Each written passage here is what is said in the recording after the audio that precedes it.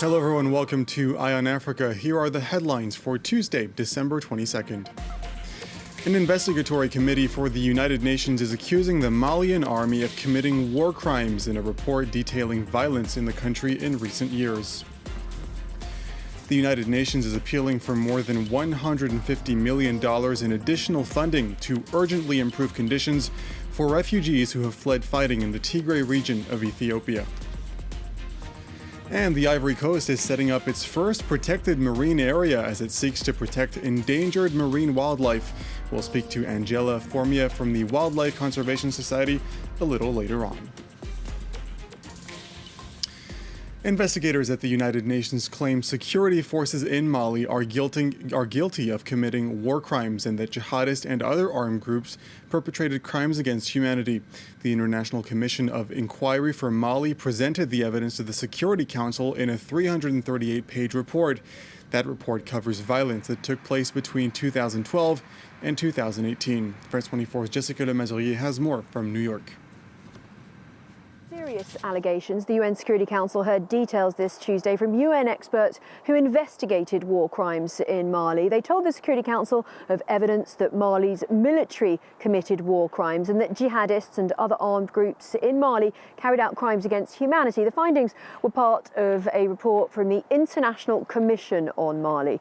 The Commission has recommended setting up a court that specialises in prosecuting international crimes. Those crimes are detailed in this report. They include murder and maiming and other cruel treatment, rape and other forms of sexual violence, hostage-taking and attacks against personnel of humanitarian organisations, and MINUSMA, that's the acronym for the UN peacekeeping force in Mali. This report's almost 350 pages long. It details about 140 cases of violence and abuse over a 6-year period between 2012 and 2018. But perhaps the part that is of greatest concern is the accusations against Mali's army. Investigators say that the Malian army is guilty of assassinations targeting in particular members of the Tuareg and Arab communities, associating them with independence rebels and jihadist groups. Now, NGOs have documented the effect of this violence. Atrocities committed by Mali's army actually fuel recruitment into armed jihadist groups as people seek revenge. Now, governments have been quick to condemn atrocities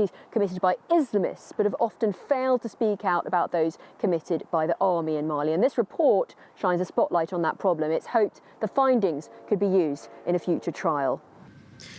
Moscow has confirmed that it had sent military personnel to the Central African Republic. In a statement, the Russian Foreign Ministry said it had responded to a request and sent 300 additional instructors to train troops belonging to the Central African National Army. The KAR government had previously said both Rwanda and Russia had sent in hundreds of troops after 3 power rebel groups emerged and began advancing on the capital of Bangui. There are now reports that those rebels have taken control of Bambari, the country's 4th largest city. The country is holding presidential and parliamentary elections this Sunday. The United Nations is sounding the alarm over the conditions of Ethiopian refugees living in camps in Sudan, warning that it has a massive shortfall in funding. The organization is launching an appeal for $156 million to help the tens of thousands of refugees who fled fighting in the Tigray region. Camille Nedelec has the story. These are the conditions that thousands of Ethiopian refugees are forced to live in. The United Nations is calling for over €100 million in funding to meet their basic needs and to prepare neighbouring countries in the case of further displacements. Less than a third of the necessary funds have been raised so far. Currently, many refugees remain in overcrowded conditions without proper facilities, and there continues to be a shortage of medicine and other supplies. A total of almost 1 million people have been displaced in the northern Tigray region, and over 50,000 have escaped into neighbouring Sudan. It comes after the Ethiopian government launched an offensive against the separatist TPLF group last month. NGOs feared a communications blackout was covering up human rights abuses, such as the Maikadra massacre in November. Both sides deny committing atrocities. The UN sent 2 delegations to Tigray on Tuesday to assess conditions. A Belgian news team is already on the ground and reports seeing injured civilians and a near-abandoned hospital after medical staff fled the fighting.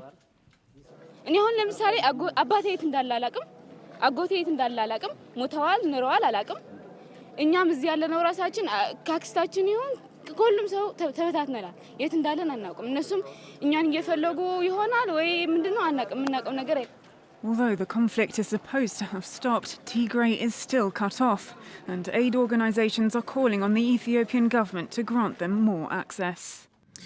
Let's take a look at some of the other stories making headlines today. Ethiopian and Sudanese delegations have begun 2 days of talks to demarcate the border between the two countries. The two groups are meeting in Khartoum a week after Ethiopian troops reportedly ambushed Sudanese troops along the border, leaving 4 dead and more than 20 wounded. Sudan and Ethiopia share a 1,600-kilometer border. The current border was determined in a 1902 deal between Great Britain and Ethiopia, but the agreement lacked clear demarcation lines. Several suspected terrorists have been arrested in a joint operation between the United Nations and Interpol. More than 40,000 sticks of dynamite and detonator cords were also seized. They are used for illegal gold mining, which is a new source of funding for armed groups in the Sahel. The operation targeted smuggling hotspots at airports, harbors, and land borders in Burkina Faso, the Ivory Coast, Mali, and Niger. Officers also seized dozens of firearms and thousands of rounds of ammunition. And Nigeria is advising regional authorities to limit public gatherings and close bars and nightclubs over the next 5 weeks as the country sees a spike in new COVID-19 cases. Lagos, Abuja, and the northern state of Kaduna have become epicenters of the coronavirus, with the three areas accounting for over 70% of nationwide cases. In a statement, the federal government also advised states to limit meeting capacity in churches and mosques and to enforce the use of face masks in public. The Ivory Coast has begun implementing its first protected marine area to protect sharks and turtles from overfishing. The area will span close to 2,600 square kilometers off the town of Grand Beribi. It is home to seabed creatures, coral reefs, and tropical fish, and is an important nesting ground for turtles, including the vulnerable leatherback. It's the first of 5 marine protection areas that the country has pledged to set up in its Atlantic waters. Let's bring in Angela Formia, who works at the marine program at the Wildlife Conservation Society. She's also an expert on sea turtles. Thank you for being with us. As we've just mentioned, there's lots of marine life in this area, but why are turtles and sharks particularly vulnerable?